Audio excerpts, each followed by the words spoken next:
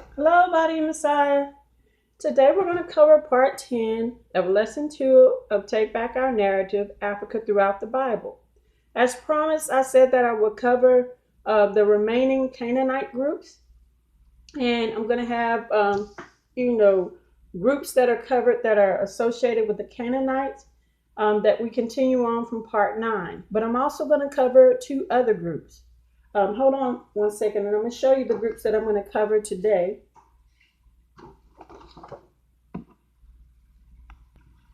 Okay, last lesson in part 9, I covered the groups that we see highlighted in red. But today we're going to cover the ones that are in blue. Heth, Jebusites, the Arvadites, Hittites, Hamathites. So these are the groups that we're going to cover today. The Anadites, the ones that are in pink with the little question mark, that tribal group, I haven't been successful in finding direct definitive information on them yet. But once I do, I'll be able to cover it in a later lesson. We're also going to cover the Kenites and the Kenizzites.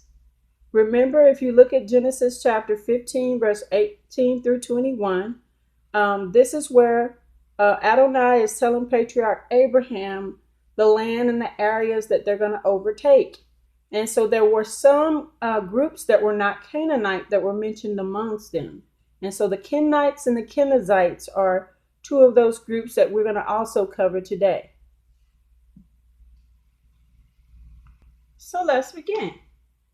As we see, the first thing that I have up here that I felt was vital for us to cover in order for us to level set is the fact that there are many ministers that today will state that pastors, rabbis that will state that the Canaanite people were a tribal group of people under the descendants of Ham that Adonai Elohim told them to go and basically wipe out, destroy.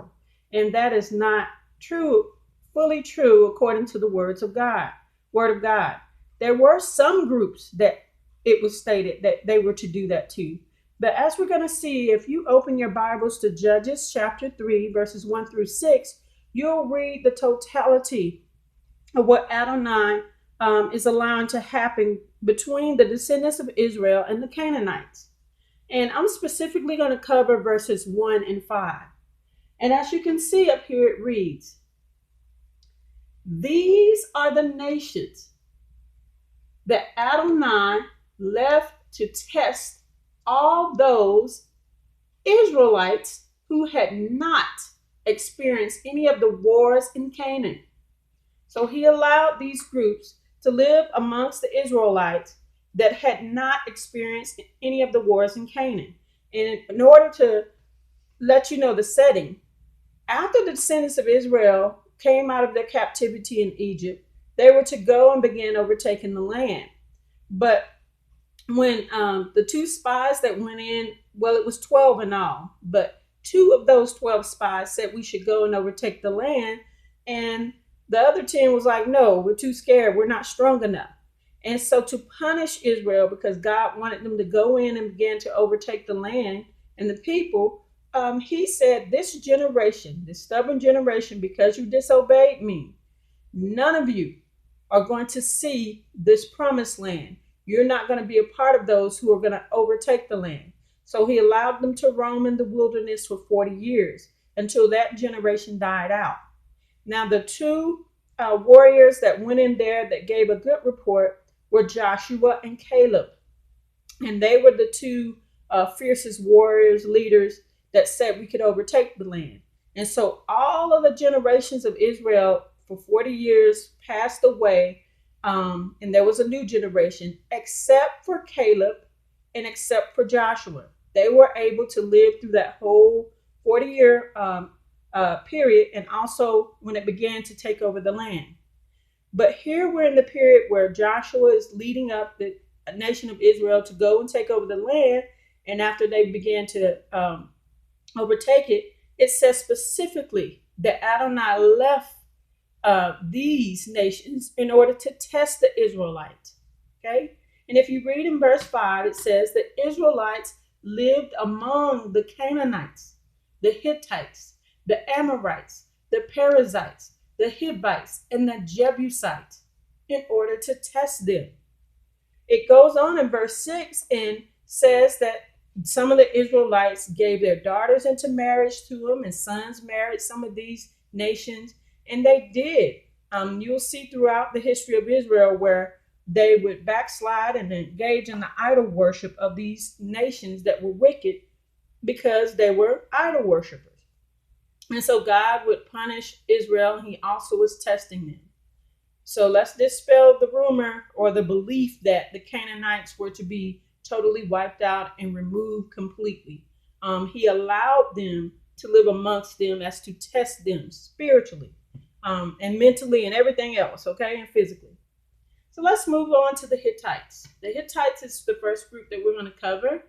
And what you're going to notice is that the Hittites, okay, I want to remind you in Genesis chapter 15, verse 18, it stated that the Canaanites were scattered throughout the world. But the Canaanites did have land, a Canaanite land where they originated from, which is specifically in a big section of Africa, okay? And so what I'm going to do in Genesis chapter 25, verse 7 through 10, is remind you of the area where patriarch Abraham, he dwelled in Rome.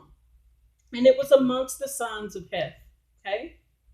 So when we go to Genesis 25, verse 7, patriarch Abraham was 175 years old when he died. Then, well, I forgot to put my little in there. Then Isaac and Ishmael, his sons, buried him. Now, where they buried him is in the cave of Machpelah, in the field of Ephron, son of Zoar, okay? The Hittite. Zoar here in this translation, Tree of Life, has an H in the middle. But Zoar is the same Zoar that we covered, I believe, in part 6 in Southern Africa, which is spelled Z-O-A-R. Okay, without the H, it's pronounced the same. So this area of Zoar, where the Hittites reside, a group of the Hittites, is next to Mamre. Remember Mamre's large tree, which is in Hebron. These areas in the southern region of Africa, okay? This is the field. They buried him in the field that Abraham had brought from the sons of Heth. So that lets you know a group of the Hittite dwelled in that region. And this is where they buried Abraham along with his wife Sarah. Now you can go back. I have a little small note here in Genesis chapter 23, specifically in verse 19 and 20, and you'll see where it talks about patriarch Abraham purchasing this land from the sons of Heth in that region, and they witnessed it, and also that it was in the area of Mamre. In parentheses, it'll say in the Tree of Life version, which is Hebron. So there was a group of Hittites that roamed in the southern portion of Africa. Okay. Now we're going to move over here to the Hivites. The Hivites, not to be mixed up with the Hittites, are another group of Canaan. Now, remember the Canaanites were scattered all over. And so mentioning that you'll notice in Joshua chapter 11, verse 3, here we have the Hivites, a group of them that are in the region of like Lebanon and Syria. It says that the Hivites were at the foot of Hermon in the land of Mizpah. Okay, so there was a group up there in that region, which people call the Middle East, and back in the day it was Northern Africa. And it says here, though, in Joshua chapter 11, verse 19, we'll discover another region where they roamed. Okay, another group of Hivites. In this region, we know that Bnei Israel, the children of Israel, began to overtake the land in battle. But there was one group that they were at peace with. And this is where you'll find this in Joshua chapter 11, verse 9. It states there was not a city that made peace with Bnei Israel except the Hivites who inhabited Gibeon. So one group of Hivites who inhabited Gibeon. All the rest they took in battle. Okay? Gibeon, if you go back and look at Africa Throughout the Bible, Lesson 2, and I believe it's part 2 or 3. And I showed you where I believe Gibeon is in Namibia, basically another southern region of Africa, either Namibia or Zambia, but I believe Namibia. But you'll notice that there was a group of Hivites there that Israel was at peace with. Now here, we're covering these two groups, the Arvadites and the Hamathites. They dwelled in the region which used to be known as Northern Africa, but today is called the Middle East. And the Arvadites inhabited Arvad or Awad. It's spelled with a V or a W. But I didn't know this. This was surprising to me that there is an island in Syria. And this island is known as Arvad. This is the place that they inhabited. But I never knew that there was an island of land inside Syria. So that was interesting to me. But this is where the Arvadites reside. So the Hamathites, they reside in Hamath, which is an area that is in Syria. Okay? So that covers 4 of the groups of Canaanites. Now I'm going to put up another poster board, so bear with me for a moment. Okay, now the next group that we're going to cover here are the Jebusites. The Jebusites, here's what I found with them. I did not specifically find this tribal group in Africa, but there is the Jebusites, Jebusi. The Jebusi tribe is a nomadic river people, okay, located in Papua New Guinea.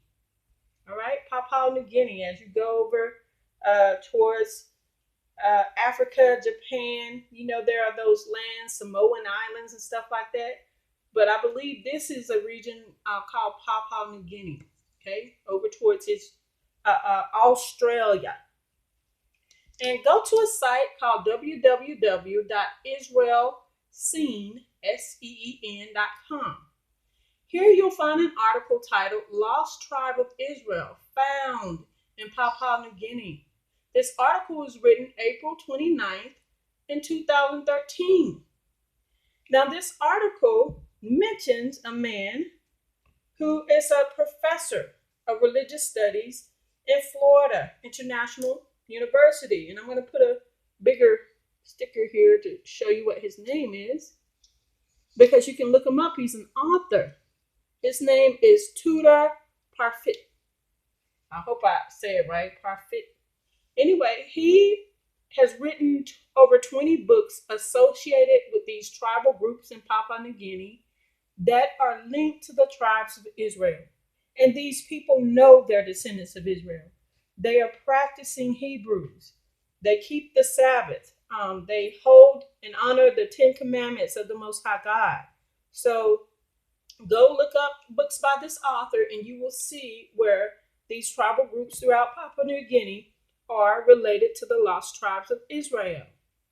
Now, ain't that amazing when you see that God said in Judges chapter 1 where he allowed these different groups, and even the Jebusites are one, to roam amongst the nation of Israel, and sometimes they intermarried with them.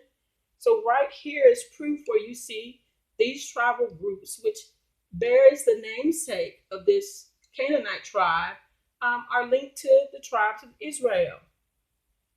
Now the next group are the Kenite. The Kenite are not Canaanite. I have to stress that because a lot of people want to call them Canaanite because of the sounding of the namesake and what we find out about the forefather of the Kenite people. Okay, I've always said that I believe that the Kenite people are part of the origins of man in the region. I believe they're specifically linked to the Kenyan people, or you can say Kenya, Ethiopia, all of that region towards the eastern side where the origins of man are. From Somalia, even all the way from Uganda to Tanzania. I believe that the Kenite people are associated with the origins of man. Now, many Bible scholars will say that the Midianites, the Kenites, are a sect of the Midianites. And I believe that's just the opposite. because you see mention of Kenite and the forefather of the Kenite people way before you see the progenitor or the forefather of the Midianite people, which are Midian, who you see the forefather mentioned as a descendant of patriarch Abraham in Genesis chapter 25. He's one of the sons of Keturah. The Kenite people, I'm going to show you here, okay? I'm going to hold up a little poster that shows you, but you can turn to First Chronicles chapter 1, verse 2, and even Judges chapter 1, verse 16. In Judges chapter 1, 16, the Bible scriptures will say the children of the Kenite. So they're calling, which is Moshe's father-in-law, Reuel Jethro, who is a Midianite priest.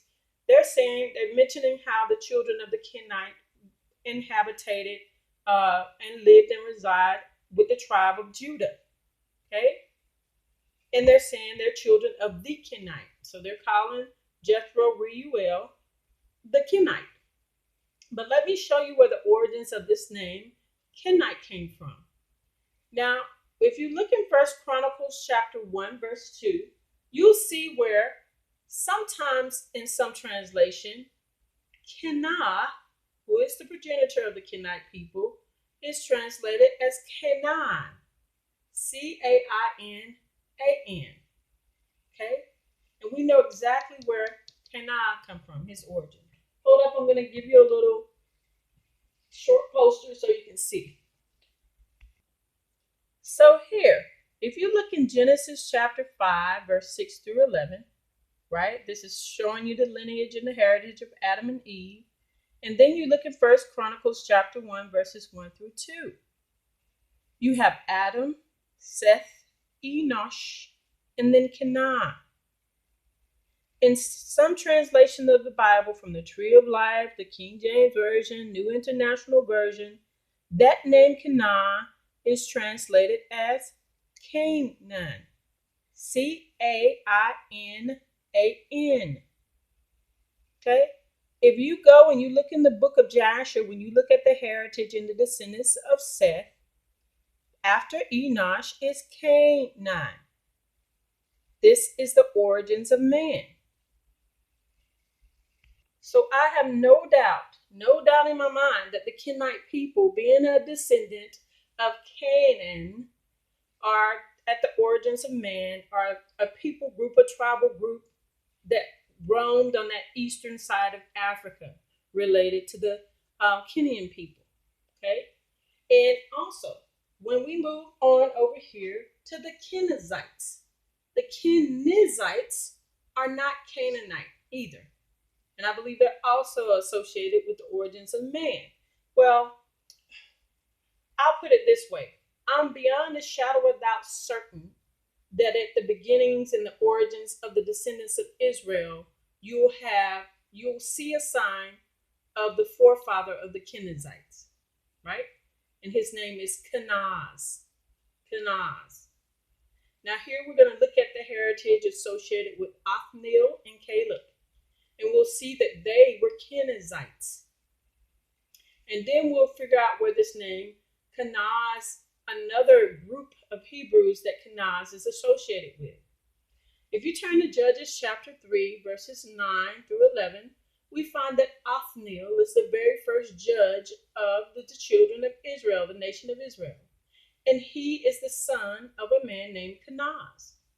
Okay, notice this namesake, Kenaz. In Genesis chapter 36, verses 10 through 11, you see that Kenaz is a son of Eliphaz. Guess who Eliphaz's father is? His father is Esau. Okay? So this tribal group of Kenizzites, they're also associated, and there was intermarrying somehow with the descendants of Esau. But hold on, I'm going to hold up another chart to show you guys this also.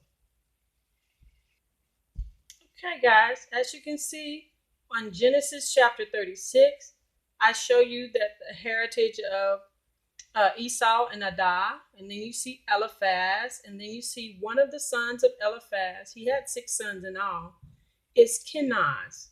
Okay? And on the other side, where you see 1 Chronicles chapter 4, verse 13 through 15, you'll see that Kenaz is the father of Othniel. Then you'll see where they mention that Caleb's father is Jephunneh, and Caleb also fathered Elha, and also once again his grandson, Caleb's grandson, the namesake Kenaz. Now, when you look at Genesis chapter 36 and you look at verses 41 through 42, you'll see those namesakes again, Elha and Kenaz. I'm just trying to prove to you that they're associated and intermarried descendants of Caleb, along with descendants of Esau, or further up in their heritage. This namesake was carried down. So now, to wrap up, here are the verses that show you that Caleb in Numbers chapter 13, verse 6 is from the tribe of Judah. But it also says he's the son of Jephunneh. In Numbers chapter 32, verse 12, Jephunneh is a Kenizzite. They call him the Kenizzite. Right?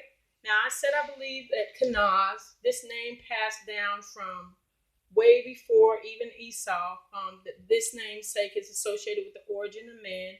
And I believe, like I said, the Kenyan people or Ethiopian people, some people in the region of the eastern part of Africa. Notice that when Caleb was given the land, remember Caleb, because he was so faithful to the Most High God, a fierce warrior, you'll read in Joshua chapter 14, verse 14, and Judges chapter 1, verse 20. Read the whole chapter of 14, Joshua 13, chapter 13, 14, 15, and you'll see God granted Caleb the land of Hebron to overtake, and because he whipped the giants, Anak, Anak, that's the giant group. It's like 3 sons of Anak that he defeated, and they overtook the land, and he was given Hebron. And Hebron is another one of these places associated with Mamre, associated with the southern region of Africa. Okay? And this is the land he was given when the land was issued out to the descendants of Israel, because he was courageous enough to defeat the sons of Anak. And then look in Joshua chapter 15, verse 15 through 18. Othniel, Caleb gave his daughter to marry him, because he said, whoever defeats this other giant, I'll give my daughter to marry. And Othniel went in and defeated him and defeated this leader. And so Caleb's daughter's name is Achsah, Achshah. And I was curious because sometimes I'll do a name search on some of these names. And like, are these names familiar with certain regions and spots? And sometimes I found them familiar with India. And this is one of them, Achsah. It's a region, this name is common among females in 2 places, in Kenya, in Ethiopia, and in India. Isn't that something?